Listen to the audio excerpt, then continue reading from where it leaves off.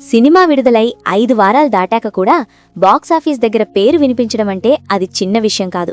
చాలా సినిమాలు మొదటి వారం తర్వాతే కుదేలెళ్ళిపోతున్న ఈ రోజుల్లో మెగాస్టార్ చిరంజీవి నటించిన మన శంకర వరప్రసాద్ గారు మాత్రం 38వ రోజుకి చేరి ఇంకా కలెక్షన్స్ నమోదు చేయడం నిజంగా లాంగ్ రన్ సక్సెస్కి ఉదాహరణగా నిలుస్తోంది.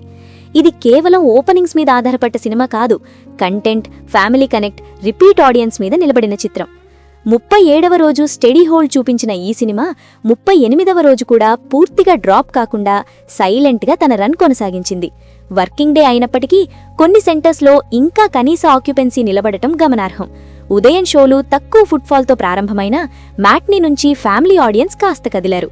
ముఖ్యంగా పెద్ద నగరాల్లో రిటైర్డ్ ఆడియన్స్, మహిళలు, సినిమా మిస్ అయిన ప్రేక్షకులు సాయంత్రం షోలకి రావడం కనిపించింది. తెలుగు రాష్ట్రాల్లో 38వ రోజు ఈ సినిమా దాదాపు 12 నుండి 15 లక్షల మధ్య షేర్ సాధించినట్టు ట్రేడ్ అంచనా. గ్రాస్ పరంగా సుమారు 28 నుండి 35 లక్షల మధ్యలో ముగిసే అవకాశం ఉంది. ఈ దశలో రోజుకి డబుల్ డిజిట్ లక్షల్లో షేర్ రావడం చాలా అరుదు. ఎందుకంటే చాలా చోట్ల రోజుకి 1 షో లేదా 2 షోలు మాత్రమే మిగిలాయి. నైజాం ఏరియాలో ఇంకా మంచి స్టెడీ రన్ కొనసాగుతోంది. హైదరాబాద్లో కొన్ని మల్టీప్లెక్స్లలో సాయంత్రం షోలకి 30% వరకు ఆక్యుపెన్సీ కనిపించింది. అక్కడ ఒక్కరోజే సుమారు 5 నుండి 6 లక్షల షేర్ వచ్చినట్టు ట్రేడ్ సమాచారం. సీడెడ్లో 2.5 నుండి 3 లక్షల వరకు, ఆంధ్ర ప్రాంతాల్లో కలిపి మరో 5 నుండి 6 లక్షల వరకు షేర్ వచ్చినట్టు అంచనా. రెస్ట్ ఆఫ్ ఇండియా దాదాపు పూర్తయినా కొన్ని లిమిటెడ్ షోలు ఇంకా కొనసాగుతున్నాయి. అక్కడ్నుంచి 1 లక్ష వరకు యాడ్ అయింది. ఓవర్సీస్ రన్ ముగిసే దశలో ఉన్నప్పటికీ వీకెండ్ బుకింగ్స్ వల్ల చిన్నగా 50,000 నుండి 1 లక్ష వరకు షేర్ యాడ్ అయింది.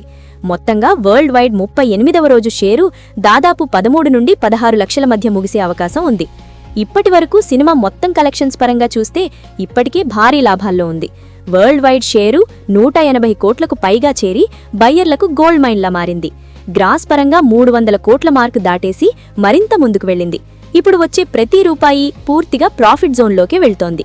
ఈ స్థాయి హోల్డ్ రావడానికి ప్రధాన కారణం family repeat value. Chiranjeevi comedy timing, sentiment సీన్లు, రిలేషన్ ఎమోషన్సు చాలా మందిని మళ్లీ థియేటర్కు రప్పించాయి. పెద్ద మాస్ సీన్ లేకపోయినా ఓవరాల్ ఎంటర్టైన్మెంట్ ప్యాకేజ్గా సినిమా నిలబడింది.